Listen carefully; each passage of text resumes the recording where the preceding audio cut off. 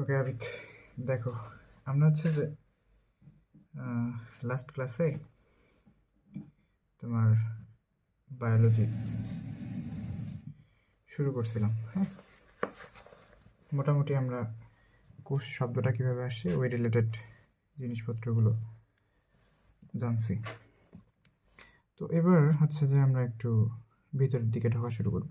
আজকে আমি তোমাকে যেগুলো পড়াবো এগুলো হইতেছে যে একদম এই অধ্যায়ের বেসিক জিনিস।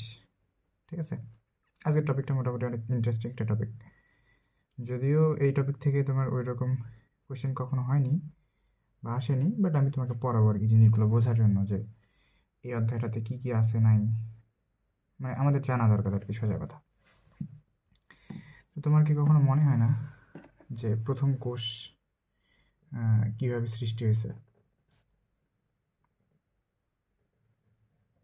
প্রথম কোষ কীভাবে সৃষ্টি হয়েছে? তো এটা হচ্ছে যে মোটামুটি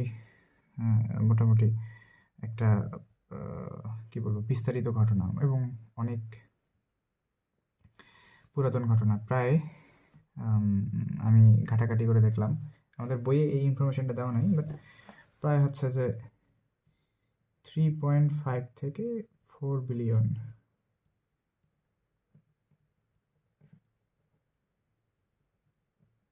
ইয়ার্স অ্যাগো,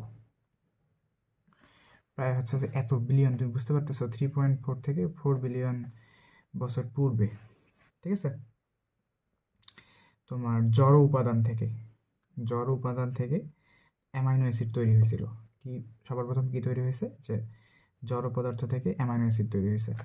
যেমন কীরকম ব্যাপারটা, যে হচ্ছে ধরো যে যখন আমাদের পৃথিবী মনে করো তৈরি হয়, সেই জায়গাটা থেকে তোমার CH4 মানে কি মিথেন, তারপরে ধরো অ্যামোনিয়া NH3, তারপরে H2O, ঠিক আছে, H2 শুধু হাইড্রোজেন, এই জিনিসগুলো, এই জড় উপাদানগুলো মনে করো ছিল। এসব জড় উপাদান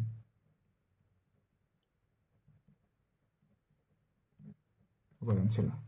তো এগুলো কি হয়েছে, এগুলো মনে করো বায়ুমণ্ডলের ইয়েতে লাইটেনিং ইফেক্টের মধ্যে দিয়ে গেছে। LIGHTENING, লাইটেনিং বা হচ্ছে যে সোজা কথা বজ্রপাত বানান কি হবে? আচ্ছা ধরে নাও বজ্রপাত বুঝতেছো তো, যে বৃষ্টির সময় যে লাইটেনিং আমরা দেখতে পাই, হ্যাঁ, আকাশ চমকা যেটা। তো এই বজ্রপাতের মধ্যে দিয়ে এই জিনিসগুলো গেছে। তো যাওয়ার পর কি তৈরি হয়েছে জানো? Amino acid. অ্যামাইনো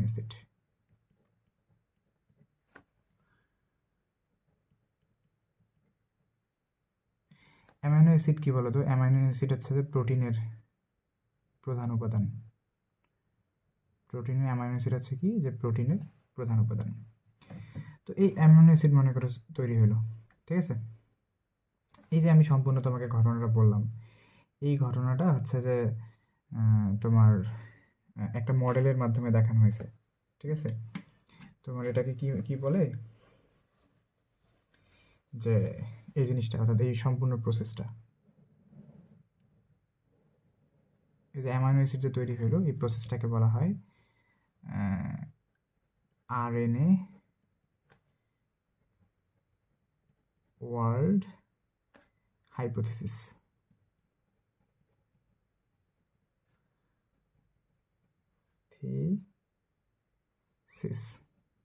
আচ্ছা, তাহলে আমাদের কি হলো, যে একদম শুরুর দিকে প্রকৃতিতে কিছুই ছিল না, জড় উপাদান ছিল, সেটা হচ্ছে যে বজ্রপাতের মধ্য দিয়ে যে অ্যামাইনো অ্যাসিড তৈরি হলো। হ্যাঁ, তো এই RNA ওয়ার্ল্ড হাইপোথিসিস এটা দিছে কে জানো? এটা দিছে হচ্ছে তোমার অর্থাৎ পরীক্ষার মাধ্যমে প্রমাণ করে দেখাইছে মিলার অ্যান্ড ইউরি নামের দুজন বিজ্ঞানী। এই দুজন বিজ্ঞানী এই হাইপোথিসিসটা দিছে, অর্থাৎ অ্যামাইনো অ্যাসিড তৈরির যে প্রক্রিয়াটা। এই যে অ্যামাইনো অ্যাসিড তৈরি হলো, এইখান থেকেই তোমার আসছে প্রথম সরল কোষ, অর্থাৎ যেই কোষটা থেকে হচ্ছে তোমার কি ব্যাকটেরিয়া ট্যাকটেরিয়া হাবিজাবি এই জিনিসগুলো সৃষ্টি হয়েছে, একদম সরল কোষ। ধরো এইটা হইতেছে তোমার, এইখান থেকে এই সরল কোষটা তৈরি হয়েছে প্রথম কোষ, প্রথম হচ্ছে যে কোষ। এই কোষটা হচ্ছে সেই কোষ, এই কোষটা কিন্তু এখনও তুমি বলতে পারবে না যে এটা উদ্ভিদ কোষ না প্রাণী কোষ, এখনও তুমি এটা কিছু বলতে পারবে না। জাস্ট এটা এমন একটা কোষ, যেই কোষটা হয়েছে কি, যে এটা হচ্ছে তোমার নিউক্লিয়াস, যেই কোষের কি আছে, যে নিউক্লিয়াস আছে, হ্যাঁ, এটা, এবং এটাকে বলা হইতেছে পোষক কোষ।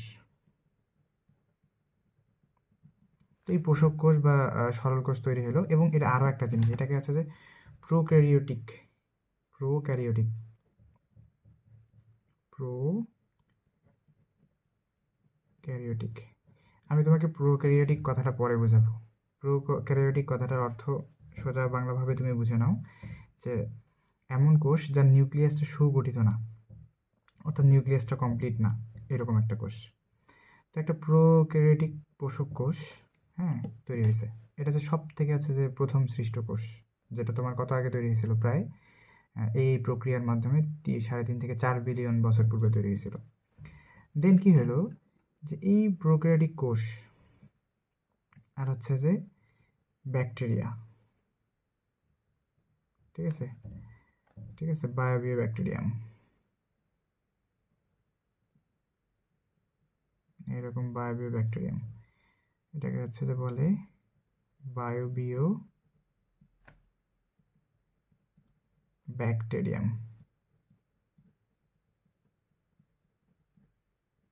ঠিক আছে। এই জিনিসটা মনে করো এসে এইটার সাথে কি অ্যাড হয়েছে, হয়ে এরা দুজন করছে কি, যে একটা সংঘবদ্ধ অবস্থা ধারণ করছে।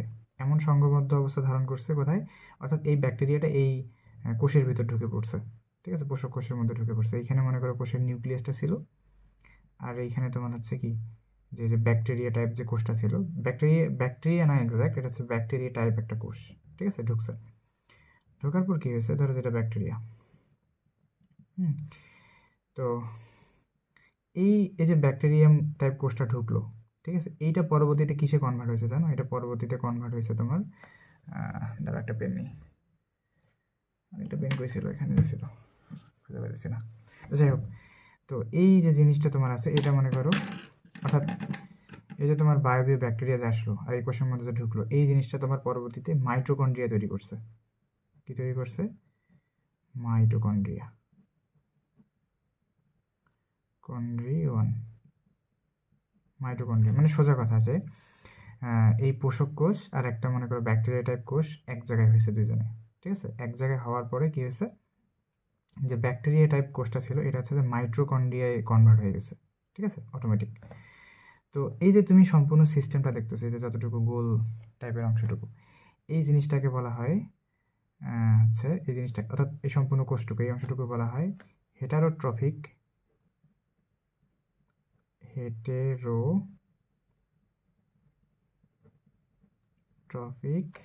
প্রকৃত কোষ, প্রকৃত কোষ। সোজা কথা এইটাই হইতেছে গিয়ে তোমার কি প্রাণী কোষ। অর্থাৎ তুমি পৃথিবীতে যত প্রাণী দেখতে পাইতেছো সবগুলো কি এই যে এই টাইপের কোষটা থেকে তোমার তৈরি হয়েছে, বুঝছো? যে যখন মাইটোকন্ড্রিয়া তৈরি হলো আর হচ্ছে আগে থেকে নিউক্লিয়াস ছিল, এই দুটো মিলে যেটা তৈরি হয়েছে এটা হচ্ছে কি, যে হেটারোট্রপিক প্রকৃত কোষ তৈরি হয়েছে। দেখো আমার হচ্ছে যে শুরুর দিকে যেই কোষটা ছিল, এটা নিউক্লিয়াস ছিল কীরকম বলো তো, এটা ছিল হচ্ছে কি প্রোক্যারিওটিক কোষ, বা এটা হচ্ছে যে আদি কোষ, ঠিক আছে, আদি কোষ বলতে পারো। যেহেতু এর নিউক্লিয়াস সুগঠিত নাই, এটা হচ্ছে কি আদি কোষ। আর এই আদি কোষ থেকে তোমার কি তৈরি হলো, প্রকৃত কোষ তৈরি হলো, ঠিক আছে। অর্থাৎ আদি কোষ হচ্ছে যে অনুন্নত, আমরা একটু পরে যাই দেখবো, আর প্রকৃত কোষ হচ্ছে কি এটার থেকে উন্নত। তাহলে এখান থেকে হচ্ছে যে কি আমাদের প্রাণী কোষ তৈরি হলো, ভালো কথা। দেন কি হলো জানো, যে উদ্ভিদ কোষ তাহলে কীভাবে আসলো,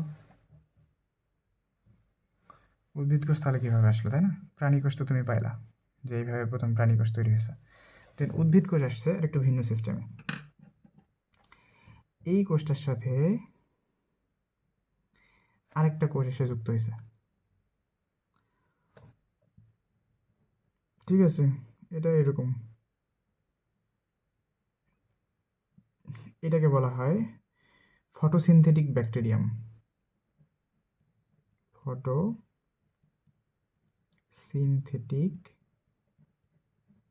ব্যাকটেরিয়াম,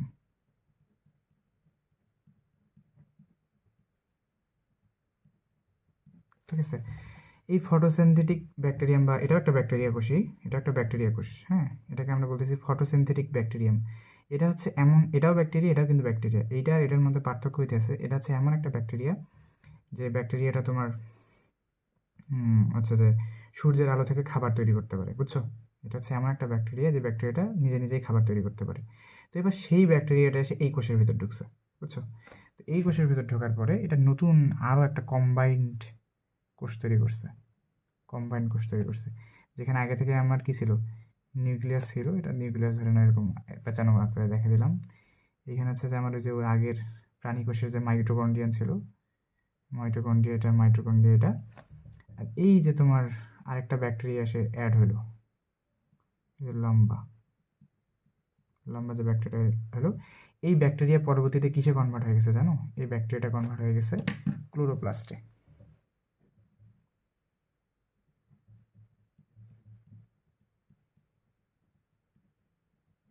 কিসে কনভার্ট হয়েছে? ক্লোরোপ্লাস্টে, ঠিক আছে?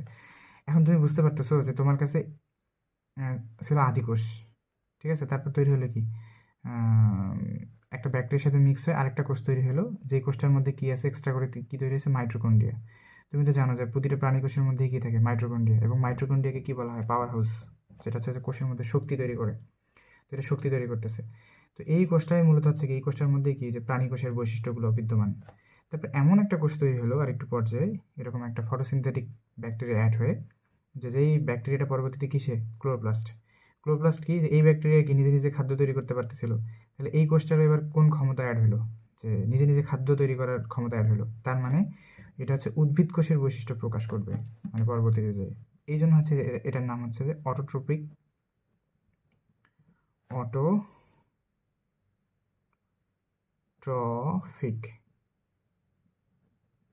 অটোট্রফিক প্রকৃত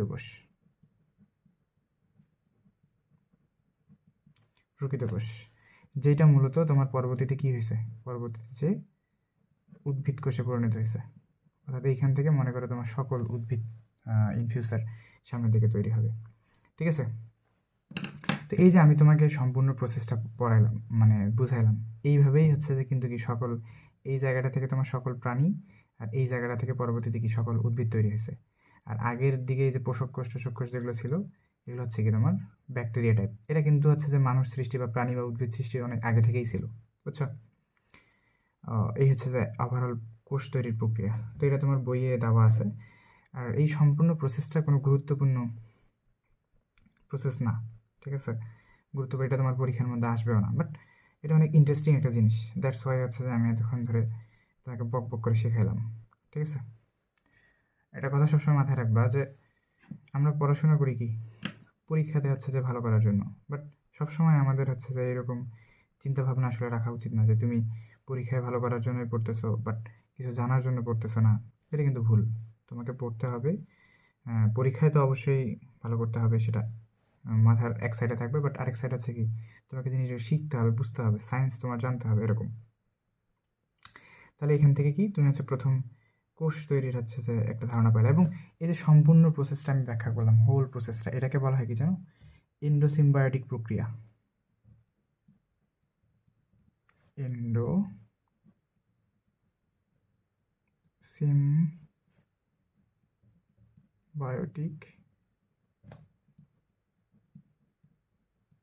প্রক্রিয়া। আমি কিন্তু তোমাকে আগেই বলে নিচ্ছি যে কোনগুলো তোমার আসবে আর কোনগুলো তোমার আসবে না। কিছু কিছু জিনিস আমি তোমাকে শিখাই দিয়েছি জানার জন্য, আর কিছু কিছু জিনিস যেগুলো তোমার পরীক্ষাতে আসবে ওগুলো আমি বলে দেবো যেগুলো তোমার পরীক্ষাতে আসবে। তাহলে এন্ডোসিম্বায়োটিক প্রক্রিয়া এই সম্পূর্ণ প্রসেসটার নাম, ঠিক আছে? এন্ডোসিম্বায়োটিক প্রক্রিয়া কেন বলা হচ্ছে? দেখো, সিম্বায়োসিস কথাটা হয়তো তুমি 9-10-এ কোথাও শুনে আসছিলে। সিম্বায়োসিস মানে হচ্ছে কি, যে দুইটা জিনিস একসাথে হওয়া। দেখো, এখানে দুইটা জিনিস একসাথে হয়েছে, এখানে আবার এই দুইটার সাথে নতুন আরেকটা জিনিস এখানে একখানে হয়েছে। অর্থাৎ দুইটা জিনিস একখানে হয়েছে, হওয়ার পর একটা আরেকটার কোনো ক্ষতি করে নেই। অর্থাৎ এই যে তোমার একটা ব্যাকটেরিয়া আর একটা নিউক্লিয়াস একখানে হলো, দেখছো যে নিউক্লিয়াসটা এটার কোনো ক্ষতি করছে, ব্যাকটেরিয়ার করে নেই, বা ব্যাকটেরিয়াটা নিউক্লিয়াসের কোনো ক্ষতি করে নেই। তো এরা একটা কি সিম্বায়োসিস প্রক্রিয়ার মধ্যে দিয়ে যাচ্ছে, বুঝছো? তো দ্যাটস এরকম সম্পূর্ণ এই প্রক্রিয়াটাকে বলা হয় এন্ডোসিম্বায়োটিক প্রক্রিয়া, ঠিক আছে? যে এন্ডোসিম্বায়োটিক প্রক্রিয়ার মাধ্যমে তোমার প্রাণী কোষ, উদ্ভিদ কোষ, এই জিনিসগুলো তৈরি হয়েছে, ঠিক আছে? আচ্ছা, এখানে আরও কিছু কথা তোমাকে বলি। কথাগুলো কীরকম, আমি যখন ইন্টারমিডিয়েটে এই অংশটুকু পড়তাম, তো আমার মনে হইতো যে তো সব কিছু তো তোমার মনে করো কে সৃষ্টি করছে, কে? মহান আল্লাহ তাআলা। হ্যাঁ, তো উনি বলছে যে প্রথম সৃষ্টি হয়েছে কি? মানুষ। হ্যাঁ, কীভাবে সৃষ্টি হয়েছে, কীভাবে আসছে না আসছে, এই জিনিসগুলো কিন্তু হচ্ছে যে আল্লাহ তাআলা এভাবে ব্যাখ্যা করেনি। হ্যাঁ, বাট এইখানে হচ্ছে যে বিজ্ঞানীরা কী করছে, বা ওই জিনিসটাকে হচ্ছে কি যে সায়েন্টিফিক্যালি ব্যাখ্যা করছে যে হ্যাঁ, জিনিসটা এরকম এরকম হইতে পারে। বুঝছো? এই এতটুকুই। হ্যাঁ, তোমরা হচ্ছে যে ইয়ের সাথে মিলাইও না এটাকে, বিবর্তন। ইয়েতে পড়ছে না যে বানর থেকে মানুষ হয়, বিবর্তন তত্ত্ব পড়ছে না যে বানর থেকে মানুষ হয়? এটা হচ্ছে সব ফাউল তত্ত্ব। ঠিক আছে? তো এইটার সাথে আবার এগুলোকে মিলাইও না। আমি মিলাই ফেলতাম একটা সময়, এই জন্য হচ্ছে বলতাম। আশা করি বুঝতে পারছো যে প্রথম কোষ তোমার কীভাবে তৈরি হয়েছে। দেন আমরা আলোচনা করব যে একটা কোষের কী কী বৈশিষ্ট্য হওয়া উচিত। একটা কোষের কী কী বৈশিষ্ট্য হওয়া উচিত, এটা আমি তোমাকে বই থেকে দেখাবো। আচ্ছা, এটা হচ্ছে আমাদের বায়োলজি ফার্স্ট পেপারের জন্য আমরা হাসান স্যারের বই ইউজ করি। হাসান স্যারের বইয়ের 3 নাম্বার পেজ। এই বইটা একটু পুরাতন, তোমাদের বইয়ে 4 নাম্বারও হতে পারে বা 3 নাম্বারই থাকতে পারে, দেখে নিও। তো একটা আমরা তো দেখলাম যে কোষ কীভাবে তৈরি হয়। এবার দেখবো হচ্ছে যে একটা কোষের তোমার কী কী বৈশিষ্ট্য আর কি থাকে। ঠিক আছে? একটা কোষের মধ্যে এখানে যে এখানে কিন্তু একটা কোষের ছবি দেওয়া আছে। এটা হচ্ছে যে আমাদের উদ্ভিদ কোষ, প্রাণী কোষ দুইটার জন্যই মোটামুটি হচ্ছে যে বোঝাইছে সোজা কথা। ঠিক আছে? উদ্ভিদ কোষ, প্রাণী কোষ দুইটা কোষের হচ্ছে সাধারণ যে জিনিসগুলো আছে সেগুলো মিলাই হচ্ছে যে এখানে প্রাণী কোষের কথা মেনলি বলছে যে একটা আদর্শ প্রাণী কোষ। তো যাই হোক, প্রাণী কোষ হোক, উদ্ভিদ কোষ হোক, যে কোষই হোক, তো কোষের বৈশিষ্ট্যগুলো কী কী, বা হচ্ছে যে তোমার একটা একটা হচ্ছে যে তোমার হচ্ছে যে কী কী বৈশিষ্ট্য থাকলে তুমি বলতে পারবা যে এটা হচ্ছে একটা কোষ। ঠিক আছে? তো কী কী বৈশিষ্ট্য থাকতে হবে, যে দেখো প্রথম বৈশিষ্ট্য হচ্ছে কি, জীবনের জন্য প্রয়োজনীয় সকল গাঠনিক ও আণবিক উপাদান কোষে থাকে। সকল ধরনের গাঠনিক ও আণবিক উপাদান থাকে, অনেক ধরনের উপাদান থাকে। ঠিক আছে? প্রয়োজনীয় কাঁচামাল ভেতরে গ্রহণ করতে পারে। প্রয়োজনীয় কাঁচামাল বলতে বোঝাচ্ছে যে খাদ্য। আমাদের কোষে কিন্তু কি প্রবেশ করে? খাদ্য প্রবেশ করে। ঠিক আছে? তো এই কাঁচামাল বলতে খাদ্য বোঝাইতেছে যে আমরা যখন হচ্ছে খাবার খাই, সেই খাবারগুলো হচ্ছে কি কোষের মধ্যে প্রবেশ করে। তারপর সেই খাবারটাকে হচ্ছে কি, যে মাইটোকন্ড্রিয়া আছে না কোষের মধ্যে, এই মাইটোকন্ড্রিয়া কী করে পরবর্তীতে শক্তি যে সরবরাহ করে। তো সেই কাঁচামালের কথা বলতেছে, প্রয়োজনীয় কাঁচামাল হচ্ছে যাতে ভেতরে গ্রহণ করতে পারে। ঠিক আছে? 2 নাম্বার। 3 নাম্বারে আসো, যে কাঁচামাল ব্যবহার করে প্রয়োজনীয় শক্তি সংগ্রহ করতে পারে এবং নিজের প্রয়োজন অণুগুলোকে সংশ্লেষণ করতে পারে। কি বলছে? যে কাঁচামাল ব্যবহার করে প্রয়োজনীয় শক্তি সংগ্রহ করতে পারে। এই যে খাদ্য আসলো সেটা থেকে হচ্ছে কি শক্তি সংগ্রহ তৈরি করতে পারে, অর্থাৎ মাইটোকন্ড্রিয়ার মাধ্যমে তাপ উৎপন্ন করে, এবং নিজের প্রয়োজনীয় অণুগুলোকে সংশ্লেষ করতে পারে। সংশ্লেষ মানে তৈরি করতে পারে, অর্থাৎ নিজের জন্য আরও যে জিনিসগুলো দরকার সেই জিনিসগুলো হচ্ছে যে কোষ তোমার নিজে নিজে তৈরি করতে পারতে হবে। তাহলে প্রথম বৈশিষ্ট্য কি বললাম, যে অনেক ধরনের অঙ্গাণু থাকতে পারে। তারপর হচ্ছে কি, যে কাঁচামাল হিসেবে সে খাদ্য গ্রহণ করবে। তারপর কি করবে, সেই কাঁচামাল গ্রহণকৃত কাঁচামাল থেকে খাদ্য তৈরি করবে। তারপর কি, যে সুনিয়ন্ত্রিতভাবে বেড়ে উঠতে পারে, অর্থাৎ কোষটা নিজে নিজে কী হতে পারে, বড় হইতে পারবে। এটা হচ্ছে তার নিজের একটা বৈশিষ্ট্য। চারপাশে যে কোনো উত্তেজনার প্রতি সাড়া দিতে পারে। তোমার কোষ হচ্ছে কি বিভিন্ন জিনিস সেন্স করতে পারবে। ধরো যে বাইরে থেকে তুমি কোনো তাপ দিচ্ছ, আমাদের প্রাণী কোষ কিন্তু এটাকে সেন্স করতে পারবে। এই ধরনের যে কোনো জিনিসকে হচ্ছে ঘটনাকে সে সাড়া দিতে পারবে। ঠিক আছে?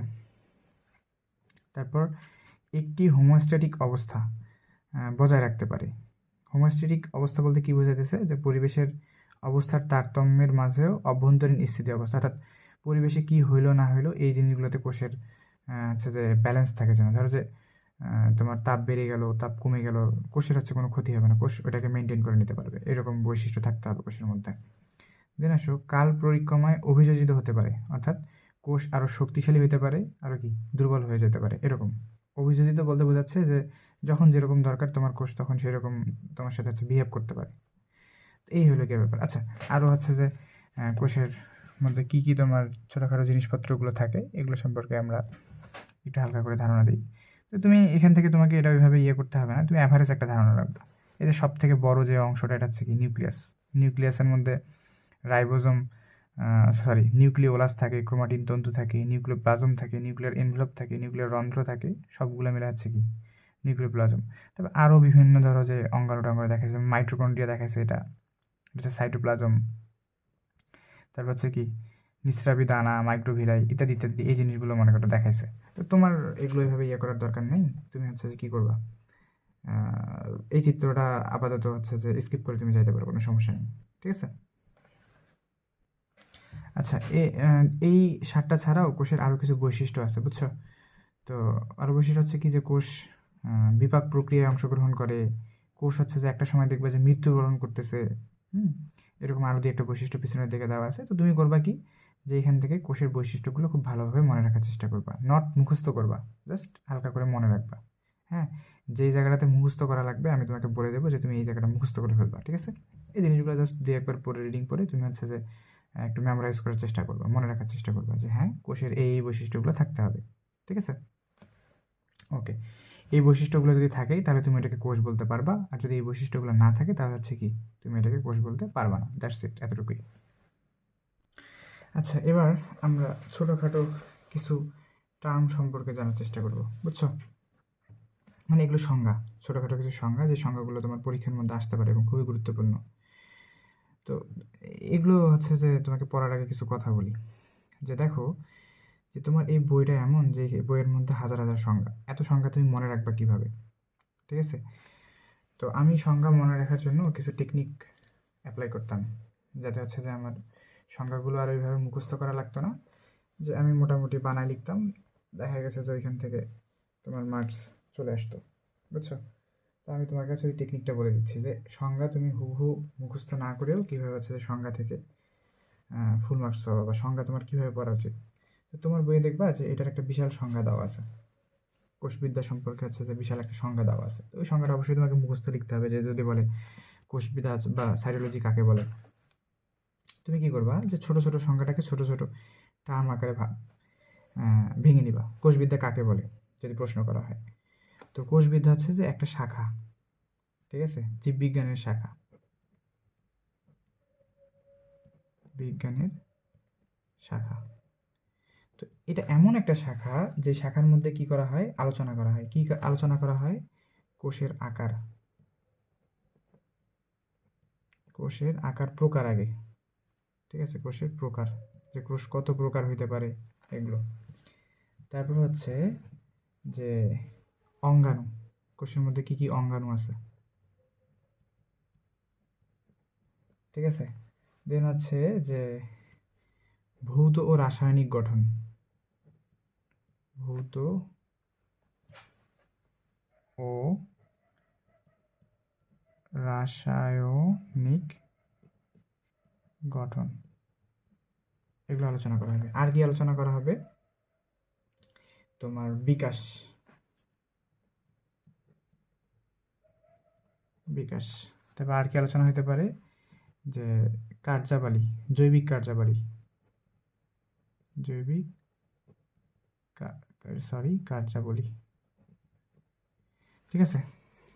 তো এই জিনিসগুলো হচ্ছে কি এটার মধ্যে আলোচনা করা হবে। এখন তুমি হচ্ছে যে দেখো এই কয়টা জিনিস মনে রাখবে, যে কোষবিদ্যা কাকে বলে। দেখো আমি এখন সংখ্যাটা তোমাকে বলতেছি, যে কোষবিদ্যা হচ্ছে যে জীববিজ্ঞানের এমন একটা শাখা, যে শাখাটাতে কী কী আলোচনা করা হয়, কোষের প্রকার, কোষের মধ্যে কী কী অঙ্গাণু থাকে সেগুলো, কোষের ভৌত রাসায়নিক গঠন, তারপর হচ্ছে যে কোষ কীভাবে বিকাশ সাধন করে, জৈবিক, কোষের ভিতরকার জৈবিক কার্যাবলী কী, এই জিনিসপত্রগুলো যে শাখায় আলোচনা করা হয় সেটা হচ্ছে কি তোমার কোষবিদ্যা। এরকম করে তুমি একবারই বলবা, দেখবে যে একবারই তোমার ওই সংখ্যাটা কি মুখস্থ হয়ে গেছে। আমি আরও শর্ট করে বলতাম, এখানে তোমার ইনফরমেশন দেওয়ার জন্য একটু বড় করে পড়ছি, দিছি আর কি। তো এখানে তোমার রবার্ট হুক, রবার্ট হুককে মূলত বলা হয় কোষবিদ্যার জনক, কোষবিদ্যার জনক, ঠিক আছে। আর হচ্ছে কার্ল পি সোয়ানসন, এটাকে বলা হয় আধুনিক কোষবিদ্যার জনক,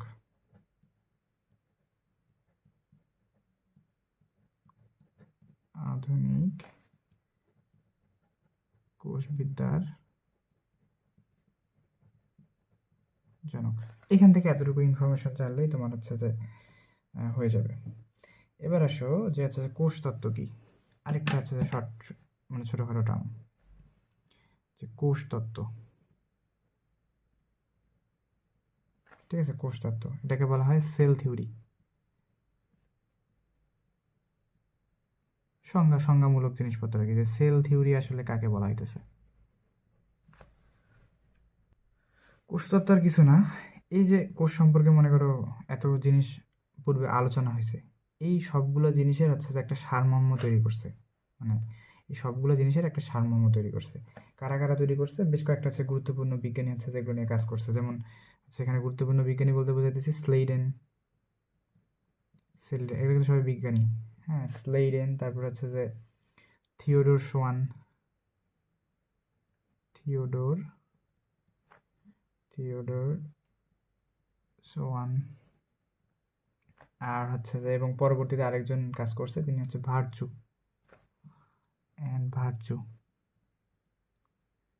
হ্যাঁ, এই তিনজন মানে এই কয়েকজন হচ্ছে যে মহাপণ্ডিত তোমার করে হচ্ছে যে এই কোষতত্ত্ব হচ্ছে প্রদান করছে, ঠিক আছে, কোষতত্ত্ব প্রদান করছে। এরা সবাই মিলে আলোচনা করে অর্থাৎ কাজ করে একটা সারমর্ম তৈরি করছে, যে জিনিসটা হচ্ছে কোষতত্ত্ব। তো কোষতত্ত্বে কি আলোচনা করা হয়েছে মেনলি, যে এরা বলছে যে প্রথম যে তোমার ইয়েটা দিছে বৈশিষ্ট্য বলছে কোষতত্ত্বের, যে কোষ হলো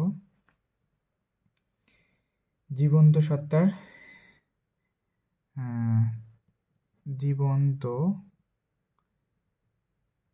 সত্তার গাঠনিক, শারীরবৃত্তীয় ও সাংগঠনিক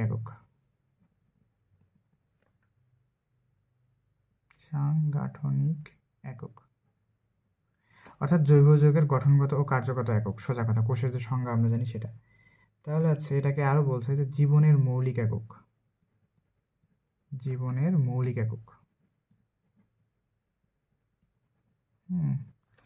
আরো একটা হচ্ছে যে এটা সম্পর্কে, এটা যেহেতু তত্ত্বগুলো কিন্তু এরকম পয়েন্ট পয়েন্ট আকারে দেওয়া থাকে, বুঝছো? এটা হচ্ছে বংশগতির একক।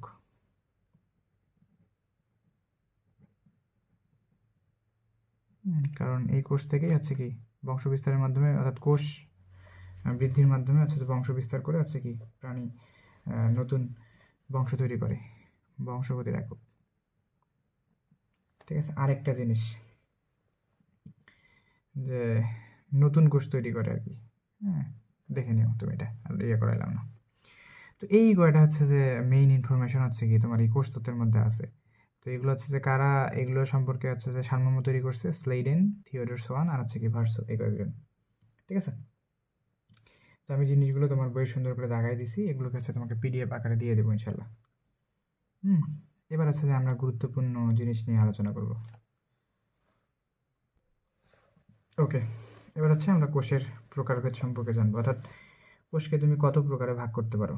কোষকে কিন্তু অনেক প্রকারে মানে বিভিন্নভাবে ভাগ করা যায়। তো একটা ভাগ হচ্ছে যে শারীরবৃত্তীয় কাজের ভিত্তিতে, হ্যাঁ, মানে হচ্ছে যে কার কাজ কীরকম তার ভিত্তিতে তুমি হচ্ছে যে কোষকে দুই ভাগে ভাগ করতে পারবা। একটা হচ্ছে কি দেহকোষ, আর একটা হচ্ছে কি তোমার জনন কোষ। যেটা দেহকোষ এটাকে বলা হয় সোমাটিক সেল, ঠিক আছে, আর জনন কোষ সেটা হচ্ছে কি তোমার রিপ্রোডাক্টিভ সেল অথবা গ্যামেট কথাটার সাথে হয়তো তুমি সম্পৃক্ত, তুমি আগে দেখে আসছো 9-10-এ, গ্যামেট, পুং গ্যামেট, স্ত্রী গ্যামেট, ওই জায়গা থেকে। তো দেহকোষ সম্পর্কে যদি আমি বলি যে এরা হচ্ছে যে কোনো হচ্ছে যে জনন কাজের সাথে হচ্ছে যে কি বলবো যে সম্পৃক্ত না, অর্থাৎ নতুন জীব তৈরি করার ক্ষেত্রে এদের কোনো সম্পৃক্ত নেই। এরা জাস্ট হচ্ছে কি জীবের অঙ্গতন্ত্র গঠন করে, ঠিক আছে। দেহকোষ কি করে? জাস্ট হচ্ছে অঙ্গতন্ত্র গঠন করে,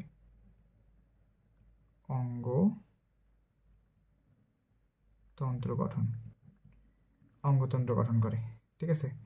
আর কি করতে পারে? যে এখানে একটা কথা আমি তোমাকে বলি, যে এই কথাটা এখন আমি তোমাকে বুঝাতে পারবো না, এটা বুঝাতে গেলে তোমার দ্বিতীয় অধ্যায় সম্পর্কে আলোচনা করতে হবে। তো তুমি আপাতত মনে রাখবা যে এদের দেহকোষ, লিখবা যে দেহকোষে ডিপ্লয়েড দেহকোষে ডিপ্লয়েড সংখ্যক ক্রোমোজোম থাকে।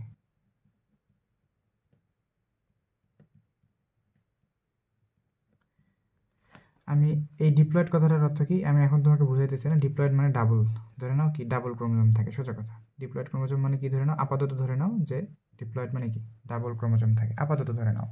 পরে হচ্ছে যে আমি এটা ক্লিয়ারলি বোঝাবো যেখানে কি বলছে।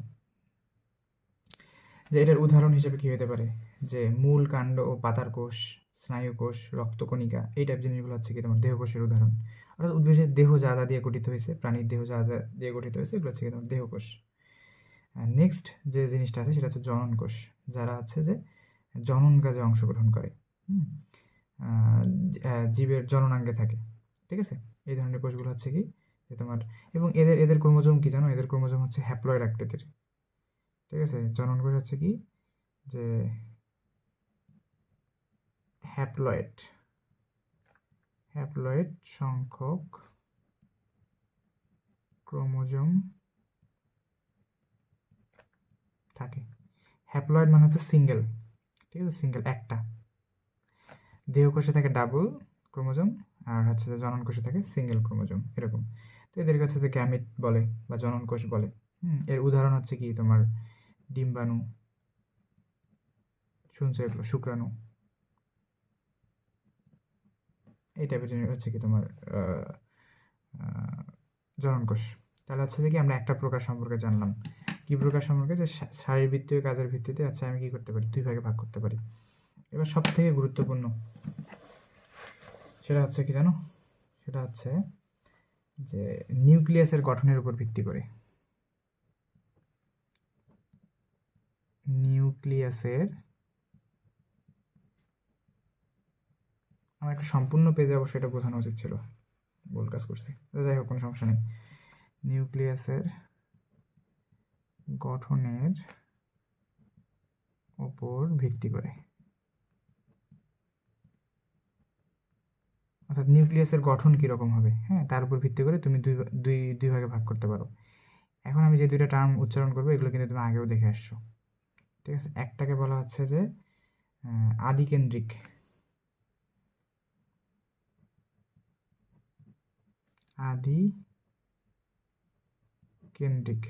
আদিকেন্দ্রিক বা হচ্ছে যে প্রাককেন্দ্রিক বলে, বা আদিকোষ, ঠিক আছে, আদিকোষ। এটার ইংলিশ হচ্ছে যে প্রোক্যারিওটিক সেল, প্রোক্যারিওটিক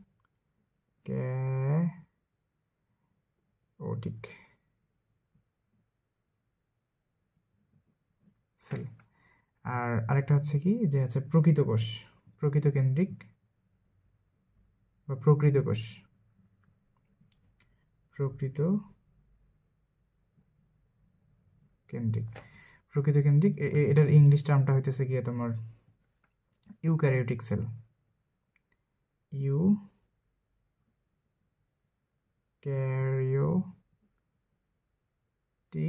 সেল, ঠিক আছে, ইউক্যারিওটিক সেল। আচ্ছা, এখানে নাম শুনলেই কিন্তু বোঝা যায়, বুঝছো, নাম শুনলেই আসলে বোঝা যায় যে আসলে আদিকোষ আর প্রকৃত কোষ বলতে কি বোঝাইতেছে। আদি মানে কি, আদিম যুগের মানুষ, অর্থাৎ আদিম।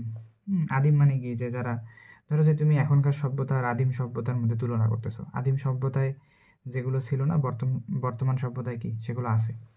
তো যেই পার্টটুকু হচ্ছে তোমার এই আদিকেন্দ্রিক বা আচ্ছা যে কি বলবো প্রোক্যারিওটিক সেল, ওদের দেখবে যে অনেক কিছুই নেই, মানে কিছুই নেই, সোজা কথা, ঠিক আছে, কিছুই নেই, দেখবে যে সব নাই। আর প্রকৃত কোষের মধ্যে দেখবা যে এর আদিকোষে যেগুলো নাই সেগুলো হচ্ছে সব প্রকৃত কোষের মধ্যে আছে। প্রথম কথা হচ্ছে যে এর নিউক্লিয়ার মেমব্রেন নাই, এই আদিকোষে যে নিউক্লিয়াস থাকবে সেই নিউক্লিয়াসের মেমব্রেনই নাই, অর্থাৎ নিউক্লিয়াসের পর্দা নাই, নিউক্লিয়ার মেমব্রেন নেই, ঠিক আছে। আচ্ছা, এর যে ডিএনএগুলো থাকে, এই যে তোমার এর কথা বলতেছি, এই আদিকেন্দ্রিক কোষের যে ডিএনএ থাকে, ঠিক আছে, সেগুলো থাকে হচ্ছে পেঁচানো, ঠিক আছে, বৃত্তাকার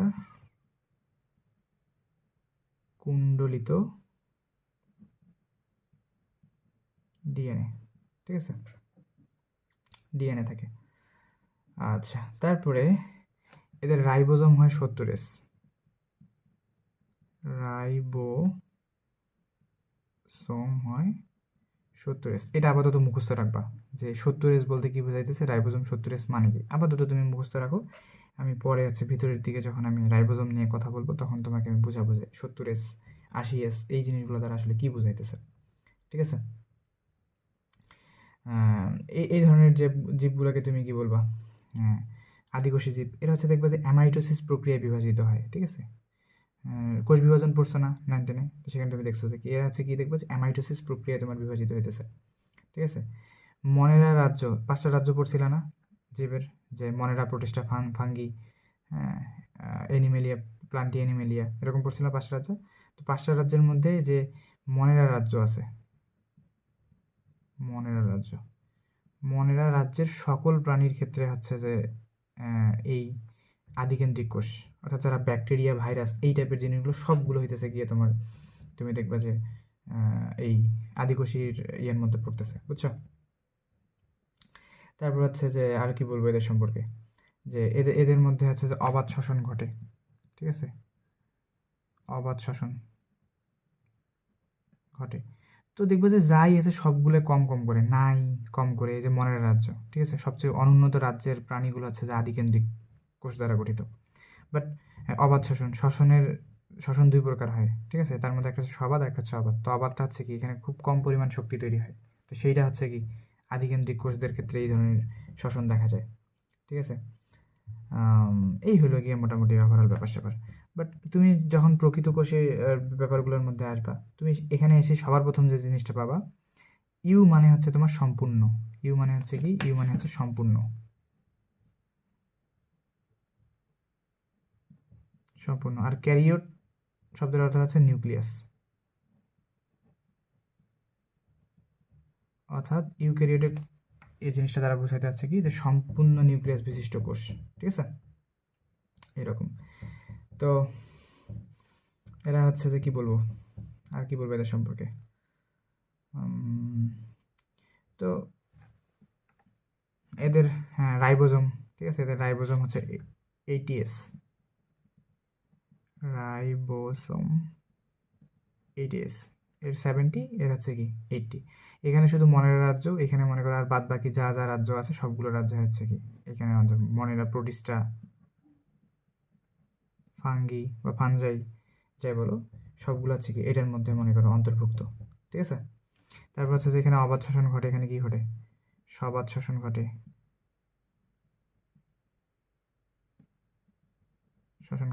তো এই ধরনের জিনিসপত্রগুলো কি তুমি এর মধ্যে দেখতে পারবা। ঠিক আছে? এখানে সম্পর্কে আরেকটা কথা বলি।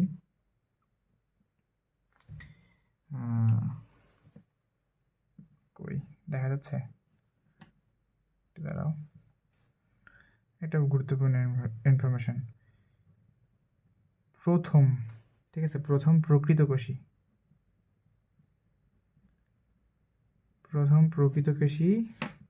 এবং বহুকোষী,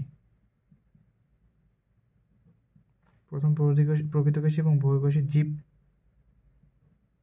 জীব হইতেছে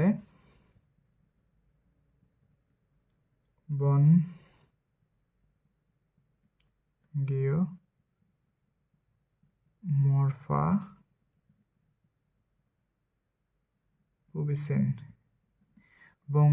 পুবিসিন। অর্থাৎ এক প্রকার যে শৈবাল, এটা এক প্রকার শৈবাল। ঠিক আছে? এটা প্রায় 1200 মিলিয়ন বছর পূর্বে যে এই জিনিসটা আবিষ্কৃত হয়েছে। তো এটা একটা ইনফরমেশন তুমি মুখস্থ রাখতে পারো তোমার বায়োলজির হিসেবে। তো আমি তোমার বইয়ে সুন্দর করে দাগাই দিছি, এগুলো নিয়ে টেনশন করার দরকার নেই। আপাতত যতটুকু বুঝাই দিছি ততটুকু বুঝলেই হইতেছে। ঠিক আছে? ওকে, এখন তোমার বইয়ে না এই আদিকেন্দ্রিক আর প্রকৃতকেন্দ্রিক কোষের মধ্যে একটা পার্থক্যের তোমার শখ দিয়ে দিয়েছে অনেক বড়। ঠিক আছে? একটা শখ আছে তোমার বইয়ে, এটা একটা শখ আছে। তুমি কি করবা, ওই শখটা সম্পূর্ণ চেষ্টা করবা মুখস্থ করার। এটা তোমার কাজ। বুঝো নাই নেই, তোমার কাজ হইতেছে ওই শখটা মুখস্থ করা। ঠিক আছে? আমি তোমাকে শখটা একটু দেখাচ্ছি। এই যে এটা সেই শখ।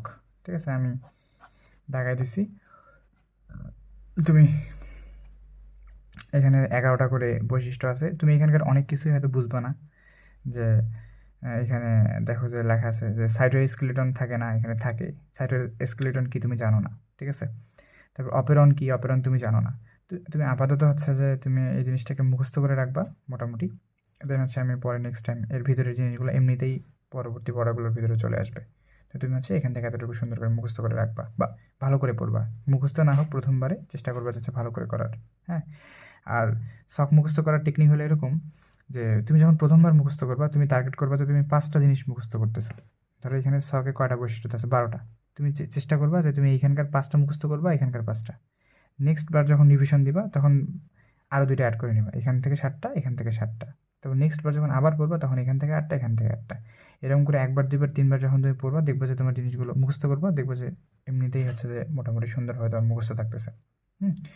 অবশ্যই বায়োলজি তোমাকে বুঝে মুখস্থ করতে হবে, না বুঝে হচ্ছে তুমি মুখস্থ করলে পারবা না। বাট তারপরে হচ্ছে কি কিছু কিছু জিনিস তোমার মুখস্থ করতেই হবে, এখানে বলে কোনো লাভ নেই, ঠিক আছে। তো সেই জিনিস হচ্ছে এটা খুবই খুবই খুবই খুবই ইম্পর্টেন্ট একটা জিনিস এই শখটা। তো আমি তোমাকে যেগুলো যেগুলো বলবো, যেগুলো তুমি মুখস্থ করবা বা পড়বা, ওগুলো কাজ আছে তোমার সুন্দর করে পড়ে ফেলা। এখন আমাদের আরেকটা এখানে শারীরবৃত্তীয় কাজের উপর ভিত্তি করে 2 প্রকার পাইলাম। নিউক্লিয়াসের গঠন, অর্থাৎ নিউক্লিয়াসটা কীরকম তার উপর ভিত্তি করে 2 প্রকার কোষ পাইলাম। আরেকটা পাবো যে প্রকৃত কোষী জীবদেহে সুগঠিত নিউক্লিয়াসের উপর ভিত্তি করে। প্রকৃত কোষী জীবদেহে, এই যে প্রকৃত কোষী বলতে এগুলো মানে এদের মধ্যে আবার অর্থাৎ প্রকৃত কেন্দ্রিক বা প্রকৃত কোষী যে তোমার জীবদেহগুলো আছে, এদেরকে 2 ভাগে ভাগ করা যায়। জীবদেহে সুগঠিত নিউক্লিয়াসের ওপর ভিত্তি করে এটা কয় ভাগে ভাগ করা যায়? 2 ভাগে। তুমি জানো এদের খুব ভালো করে। একটা হচ্ছে তোমার উদ্ভিদ কোষ বা প্রাণী উদ্ভিদ কোষ,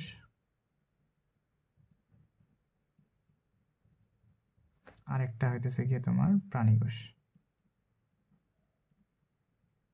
ঠিক আছে। একটা হচ্ছে উদ্ভিদ কোষ আর একটা হচ্ছে কি প্রাণী কোষ। তো উদ্ভিদ কোষ আর প্রাণী কোষের মেইন যে সব থেকে বড় বৈশিষ্ট্য, এদের হচ্ছে যে কোষ প্রাচীর থাকে। মানে এদের যে কোষ থাকে, কোষের বাইরের দিক দিয়ে আরেকটা আবরণ থাকে, কোষ প্রাচীর থাকে,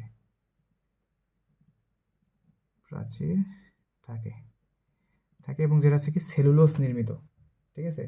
সেলুলোজ নির্মিত,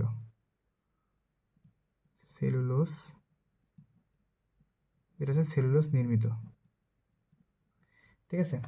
আরেকটা বড় কথা হচ্ছে যে এদের হচ্ছে যে বড় কোষগহ্বর থাকে, মানে অনেক বড় কোষের ভিতরে অনেক বড় কোষগহ্বর,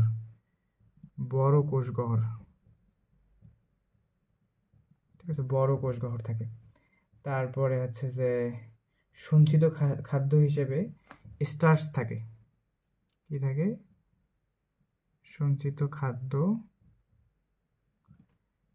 STARCH, স্টার্চ বা শ্বেতসার বলে এটাকে, শ্বেতসার থাকে, ঠিক আছে। সঞ্চিত খাদ্য কি থাকে? শ্বেতসার থাকে। এবং সব থেকে ইম্পর্টেন্ট এবং সব থেকে গুরুত্বপূর্ণ বৈশিষ্ট্য, এটা সবার পরে লিখতেছি যদিও, সব থেকে ইম্পর্টেন্ট এটা হইতেছে কি যে এটা হইতেছে যে সেন্ট্রোসোম থাকে না। কি থাকে না? সেন্ট্রোসোম থাকে না।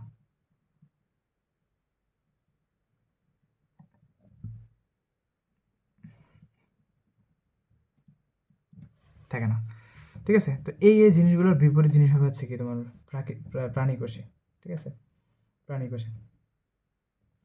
প্রাণী কোষে হচ্ছে দেখা গেছে যে তোমার কোষ প্রাচীর নাই, তারপর হচ্ছে যে কোষ গহ্বর মনে করো নাই, ঠিক আছে। এই জিনিসগুলো নাই। তাহলে কি আছে? সঞ্চিত খাদ্য হিসেবে কি থাকে জানো? সঞ্চিত খাদ্য হিসেবে থাকে চর্বি আর গ্লাইকোজেন,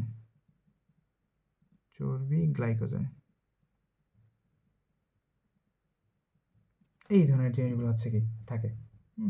এবং অবশ্যই হচ্ছে যে এর সেন্ট্রোজোম থাকে না, এর কি থাকে? সেন্ট্রোজোম থাকে মাস্ট, ঠিক আছে। এই ধরনের জিনিসপত্রগুলো হচ্ছে কি একদম বেসিক জিনিস। মানে আমি একদম তোমাকে বেসিক জিনিসগুলো সবগুলো জানাই দিছি, তুমি হচ্ছে যে বই থেকে পড়ে আশা করি হচ্ছে যে এর ভিতরের জিনিসগুলো সম্পর্কে আরও এক্সাক্ট ধারণা পাবা। ক্লিয়ার? ওকে, আচ্ছা আচ্ছা, কথা হচ্ছে গিয়ে যে এতক্ষণ আমরা প্রথম ক্লাস আর এই ক্লাসের এই পর্যন্ত মানে প্রায় 40 মিনিট পার হয়ে গেছে, 45 মিনিট হয়ে গেছে, প্রায় 45 মিনিট পর্যন্ত মনে করো আমরা যাই আলোচনা করছি না কেন, বুঝছো? তো এই আলোচনাগুলোর মধ্যে কি আছে জানো? যে এই আলোচনাগুলো হচ্ছে যে একদম বেসিক আলোচনা, যে আমরা এখনও একটা অধ্যায়ের শুরুর পর্যায়ে কেবল ঢুকতেছি। ঠিক আছে, একটা অধ্যায়ের কেবল শুরুর পর্যায়ে আছি, যে এখান থেকে সর্বোচ্চ 2-4টা MCQ তোমার পরীক্ষা আসতে পারে। মানে একদম অধ্যায়ের হচ্ছে বেসিক কিছু জিনিসপত্র থাকে না, যে যেগুলো না জানলে তুমি ভিতরের দিকে কিছু বুঝবে না, এই ধরনের জিনিসপত্রগুলো এতক্ষণ আমরা শিখলাম বা জানলাম। এখন মনে করো আমরা মেইন ইয়ের মধ্যে ঢুকতেছি, যে একটা উদ্ভিদ কোষ সম্পর্কে জানবো, একটা আদর্শ উদ্ভিদ কোষের মধ্যে কী কী থাকতে পারে এই জিনিসগুলো সম্পর্কে জানবো। কারণ এই সম্পূর্ণ যে তোমার বইটা আছে ফার্স্ট পেপার, সম্পূর্ণটাই হচ্ছে তোমার উদ্ভিদ রিলেটেড পড়াশোনা করবে, অর্থাৎ উদ্ভিদের কোষ কেমন, উদ্ভিদের কোষ কীভাবে বিভাজিত হয়, উদ্ভিদ কীভাবে বড় হয়, উদ্ভিদ কীভাবে খাবার গ্রহণ করে, উদ্ভিদ কীভাবে শক্তি উৎপাদন করে, সব কিছু আমরা হচ্ছে যে বিভিন্ন অধ্যায়ের মধ্যে আস্তে আস্তে ভেঙে ভেঙে জানবো। ঠিক আছে, দ্যাটস ওয়াই হচ্ছে যে কি একটা তোমার কি বলবো, আমার একটা এত আমরা তো কোষ রিলেটেড অনেক কিছুই জানলাম, এখন হচ্ছে কি আমার একটা আদর্শ উদ্ভিদ কোষ কীরকম হয় এই সম্পর্কে একটা মোটামুটি ভালো ধারণা থাকা দরকার। তো আমি এই চিত্রগুলো তোমার বই থেকেই দেখাই দিব, তবে একটা সিম্পল দুটো জিনিস আলোচনা করি। ধর এটা একটা কোষ, ঠিক আছে? উদ্ভিদ কোষের এক সেকেন্ড,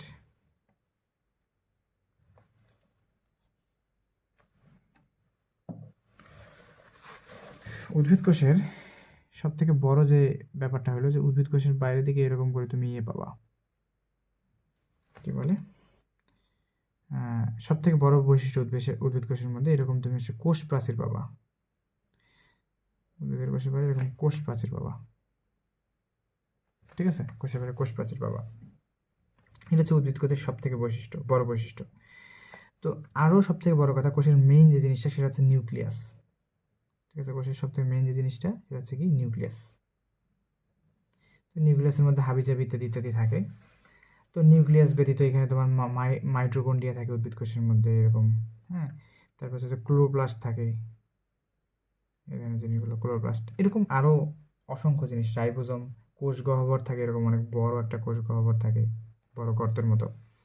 তো এরকম অনেক কিছু তুমি পাবা, আমি এগুলো এগুলো একটু পর দেখাচ্ছি তোমাকে। বাট কথা হইতেছে যে দুইটা টার্ম, একটা হইতেছে প্রোটোপ্লাজম,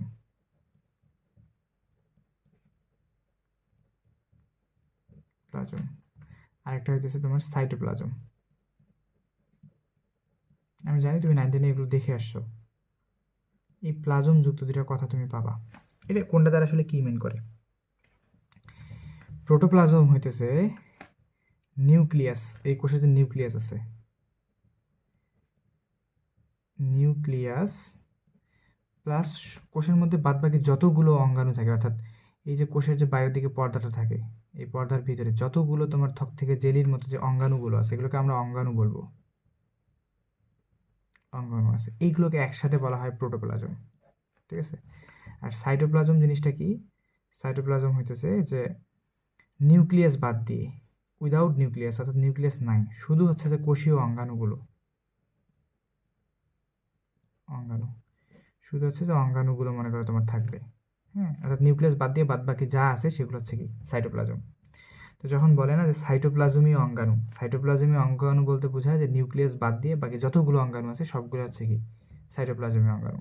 আর যখন তোমাকে প্রোটোপ্লাজম বলবে তখন তুমি বুঝবে যে এখানে তোমার নিউক্লিয়াসও আছে, প্লাস হচ্ছে কি এখানে তোমার অন্যান্য অঙ্গগুলো আছে, অঙ্গাণুগুলো আছে, যেমন মাইটোকন্ড্রিয়া বলো, তারপর প্লাস্টিড বলো, তারপরে হচ্ছে কোষগহ্বর বলো, তারপর হচ্ছে ক্লোরোপ্লাস্ট, তারপরে কি প্লাজমা মেমব্রেন, এন্ডোপ্লাজমিক জালিকা, কোষ প্রাচীর, হাবিজাবি সব কিছু হচ্ছে যেটা অন্তর্ভুক্ত।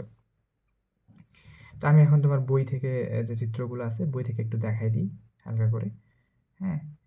মুখস্থ করতে হবে না, জাস্ট এমনি তোমাকে বোঝানোর জন্য আর কি। আচ্ছা, এগুলো তুমি তোমার বই থেকে মেনলি দেখে নিবা, আমি এখানে হালকা করে বলে দিচ্ছি, মুখস্থ করতে হবে না। আমি বারবার বলতেছি যে এগুলো তোমার মুখস্থ করতে হবে না, এমনি জাস্ট দেখে রাখবা যে একটা আদর্শ উদ্ভিদ কোষের মধ্যে জড় বস্তু বা জড় পদার্থ থাকে, আর একটা কী থাকে, প্রোটোপ্লাজম থাকে। ঠিক আছে, প্রোটোপ্লাজম বলতে আমি কি বুঝাইলাম, যে সব কিছু কোষের ভিতরকার সব কিছু। ঠিক আছে, মানে কোষের ভিতরে যা কিছু আছে, অর্থাৎ কোষের বাইরের দিকে যে পর্দাটা থাকে সেই পর্দার ভিতরে যা কিছু আছে সব সজীব বস্তু হচ্ছে কি তোমার প্রোটোপ্লাজম। প্রোটোপ্লাজমের মধ্যে সব থেকে বাইরের দিকে যে জিনিসটা থাকে সেটা হচ্ছে কোষ ঝিল্লি। ঠিক আছে, কোষ যে আবরণটা দিয়ে তৈরি। ঠিক আছে, আমি দেখাচ্ছি কোষ ঝিল্লি কোনটা। তারপর হচ্ছে কি সাইটোপ্লাজম। সাইটোপ্লাজম হচ্ছে কি, যে এই যে সাইটোপ্লাজমীয় অঙ্গাণু, হ্যাঁ। আর হচ্ছে কি সাইটোমাতৃকা, সাইটোছল। সাইটোছল বলতে বোঝা যাচ্ছে যে ভিতরের দিকে জেলিন নেয় যে পদার্থগুলো, এগুলো। আর কোষীয় অঙ্গাণু বলতে plastid, mitochondria, endoplasmic reticulum, ribosome, Golgi body, lysosome, centrosome, কোষীয় কঙ্কাল বা সাইটোস্কেলিটন, পারঅক্সিজোম, গ্লাইঅক্সিজোম, কোষ গহ্বর, সব সব হচ্ছে কি তোমার কোষীয় অঙ্গাণু বা সাইটোপ্লাজম। ঠিক আছে, আর নিউক্লিয়াস। নিউক্লিয়াস হচ্ছে কি, যে নিউক্লিয়ার এনভেলপ, নিউক্লিওপ্লাজম, নিউক্লিওলাস, নিউক্লিয় রেটিকুলাম, অর্থাৎ নিউক্লিয়াসের ভিতরে যে জিনিসগুলো আছে সেগুলো। নিউক্লিয়াস, সাইটোপ্লাজম, কোষঝিল্লি সব মিলাই হইতেছে কি তোমার প্রোটোপ্লাজম। আর সাইটোপ্লাজম হচ্ছে কি, যে নিউক্লিয়াস আর কোষঝিল্লি ব্যতীত বাদ বাকি যেগুলো আছে সেগুলো হচ্ছে কি তোমার সাইটোপ্লাজম, আগে বললাম। এগুলো হচ্ছে মেইন জিনিস। আর জড় পদার্থ বলতে আরও কিছু পদার্থ থাকে, যেমন কোষ প্রাচীর থাকে, যেটা হচ্ছে একদম জড়, মৃত, সোজা কথা। আবার থাকে কোষস্থ নির্জীব বস্তু, অর্থাৎ কোষের ভিতরে কিছু হচ্ছে যে বস্তু থাকে যেগুলোর মধ্যে কোনো জীবন থাকে না, যেমন সঞ্চিত পদার্থ। কোষ কিছু কিছু পদার্থ সঞ্চিত রাখতে পারে, কার্বোহাইড্রেট, প্রোটিন, লিপিড, এই জিনিসগুলো কি কোষ সঞ্চিত রাখতে পারে। হরমোন, কোষ থেকে বিভিন্ন হরমোন নিঃসৃত হয়। তারপর পিগমেন্ট নিঃসৃত হয়, পিগমেন্টের মধ্যে বিভিন্ন কালারফুল জিনিসপত্র। এনজাইম নিঃসৃত হয়, নেকটার নিঃসৃত হয়। ঠিক আছে, নেকটার বা মধু, এটা। তারপর বজ্র পদার্থ, রেজিন, ট্যানিন, গাম, আঠা। ঠিক আছে, ল্যাটেক্স, অ্যালকালয়েড, জৈব অ্যাসিড, উদ্বায়ী তেল, খনিজ পদার্থ, এই জিনিসগুলো হচ্ছে কি বজ্র পদার্থ হিসেবে কোষের মধ্যে কি থাকতে পারে বা থাকে। ঠিক আছে, তো আমরা ওভারঅল হচ্ছে যে উদ্ভিদ কোষের মধ্যে কী কী জিনিস থাকে না থাকে আমি সেই রিলেটেড একটা দেখা দিলাম। তো তুমি এগুলো একদম তোমার মুখস্থ করার দরকার নেই, তুমি জাস্ট হচ্ছে যে এমনি মোটামুটি 2-4 বার রিডিং করবা যে এখানে কী আছে। হ্যাঁ, আমি যেখানে তোমাকে মুখস্থ করতে বলবো তুমি সেই জায়গাটায় মুখস্থ করবা, আর বাদ বাকি যেখানে বলবো যে এগুলো বারবার করে এমনি পড়বা, তাহলে হয়েছে। ঠিক আছে, এখন আসো যে আমরা চিত্রটাতে একটু যাই।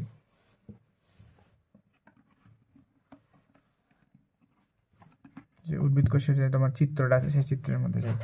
এইটা আছে সম্পূর্ণ একটা আদর্শ উদ্ভিদ কোষের চিত্র। ঠিক আছে, এটা আদর্শ উদ্ভিদ কোষের চিত্র। এটা তুমি তোমার মতো করে আঁকাই নিবা, মোটামুটি আঁকাইলেই হবে, একদম এক্সাক্ট ওই রকম আঁকাইতে হবে এমন কিছু না। তো মেইন জিনিসগুলো কিন্তু তোমাকে রাখতে হবে। এক, মাইটোকন্ড্রিয়া। ঠিক আছে, মাইটোকন্ড্রিয়া, যে মাইটোকন্ড্রিয়া। তারপর কোষ প্রাচীর, অর্থাৎ এই যে বাইরের দিকে যে তোমার ইয়েটা থাকবে এটা হচ্ছে তোমার কোষ প্রাচীর। তারপর প্লাজমা মেমব্রেন, তারপর এন্ডোপ্লাজমিক রেটিকুলাম, অর্থাৎ নিউক্লিয়াসের মধ্যে দেখবে যে কাটার মতো যে অংশটুকু, এগুলো হচ্ছে কি এন্ডোপ্লাজমিক রেটিকুলাম। এগুলো আবার 2 প্রকার হয়, একটা হচ্ছে মসৃণ আর একটা হচ্ছে কি অমসৃণ। মসৃণের গায়ে কোনো দানাদার পদার্থ থাকে না, আর অমসৃণের গায়ে দেখো এরকম বিভিন্ন দানাদার পদার্থ তুমি দেখতে পাচ্ছ। ঠিক আছে, তারপর নিউক্লিয়াসের মধ্যে 5টা ভাগে ভাগ করা যায়, আমরা বিস্তারিত জানবো, এটা সম্পর্কে কোনো সমস্যা নেই। তারপরে গলগি বস্তু, আন্তঃকোষীয় ফাঁকা জায়গা, লাইসোজোম পাবা, পিনোসাইটিক ফোস্কা পাবা, তারপর হচ্ছে কোষ গহ্বর পাবা, সব থেকে বড়, এটা হচ্ছে উদ্ভিদ কোষের বিশেষ বৈশিষ্ট্য। তারপর ক্লোরোপ্লাস্ট পাবা, এটা হচ্ছে কি উদ্ভিদ কোষের ইউনিক বৈশিষ্ট্য, এগুলো তোমার থাকবেই। তারপর রাইবোসোম পাবা, মুক্ত অবস্থায় পাবা।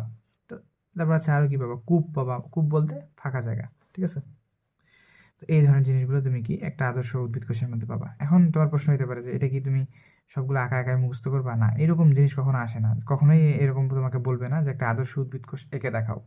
বাট তুমি যদি তোমার কৌতূহল থেকে আঁকাইতে চাও তো আঁকাইতে পারো, জিনিসগুলো বোঝার জন্য, মুখস্থ করার জন্য। হ্যাঁ, নামগুলো যে কোনটা কীরকম না কীরকম, যদি কখনো হুট করে দিয়ে দেয় আর কি, এই পারপাসে তুমি হচ্ছে একটু দেখে রাখতে পারো। তো এই হইলো গিয়ে তাহলে ওভারঅল তোমার এই অধ্যায়ের একদম বেসিক জিনিস। এরপর থেকে হচ্ছে যে আমরা একদম অধ্যায়ের ভিতরে ঢুকবো, মেন পড়াশোনাগুলো করবো। ঠিক আছে, ওকে। কথা হইতেছে যে আমাকে মনে হয় এর আগে কে জানি হচ্ছে যে বলছিল যে আমি তো ক্লাস তোমাকে করে দিছি আবিদ, বাট এক্সট্রাও দেখেছি 2-1 মনে হয় করে। হ্যাঁ, কী করে আমি এক্সাক্ট জানি না, বাট কে জানি বললো সেদিন যে তোমার পড়াশোনা কীভাবে নোট করবে না করবে। হ্যাঁ, দেখো, নোট বলতে আমি ধরো তুমি যদি হচ্ছে এখান থেকে আমি ম্যাথ করাইতেছি, তুমি যেই হও 27 ব্যাচ যদি হয়ে থাকো, তোমাদের ম্যাথ করাইতেছি, ফিজিক্স করাইতেছি, কেমিস্ট্রি করাইতেছি বা বায়োলজি করাইতেছি, আমি তোমাকে হচ্ছে যে এখানে যতটুকু বলবো, যা বলবো এবং যা লিখবো, সোজা কথা আমি যা লিখবো তাই নোট। ম্যাথের ক্ষেত্রে যদি তুমি বলো, তাহলে ম্যাথ আমি যে ম্যাথগুলো মনে করো আমি করবো, মানে খাতার মধ্যে হচ্ছে যে করে দিই, তুমি যদি ওই ম্যাথগুলো করো তাও তোমার এসএসসিতে ইনশাল্লাহ প্লাস হয়ে যাবে, ঠিক আছে? ফিজিক্সের ক্ষেত্রে আমি তোমাকে যতটুকু থিওরি পড়তে বলি ততটুকু যদি পড়ো মোর দ্যান এনাফ, ঠিক আছে? ওইভাবে পড়ো। তারপরে হচ্ছে বায়োলজির ক্ষেত্রে তো তোমাকে আমি দেখাই দিচ্ছি, বই আর জিনিসগুলো বোঝাইও দিচ্ছি প্লাস দেখাই দিচ্ছি যে কোনগুলো পড়তে হবে আর কোনগুলো পড়তে হবে না। কেমিস্ট্রিতে হচ্ছে যে আমি ওই একটা অধ্যায়ের অর্ধেক পড়াইছি, আমি আবার কেমিস্ট্রি কালকে থেকে শুরু করবো ইনশাল্লাহ। ব্যস্ততার কারণে, এর কারণে তো শুরু করতে পারিনি। আর আমি সম্ভবত 2 তারিখ, সামনের 2 তারিখের পর থেকে 10 দিন হয়তো ক্লাস নিতে পারবো না। 10 দিন তোমাদের ক্লাস অফ থাকবে, তারপর থেকে আমি কন্টিনিউ করব। 10 দিন হচ্ছে যে আমার একটা ট্যুর আছে বাইরে, কক্সবাজার সেন্ট মার্টিন, আমাদের ডিপার্টমেন্ট থেকে, বুঝছো?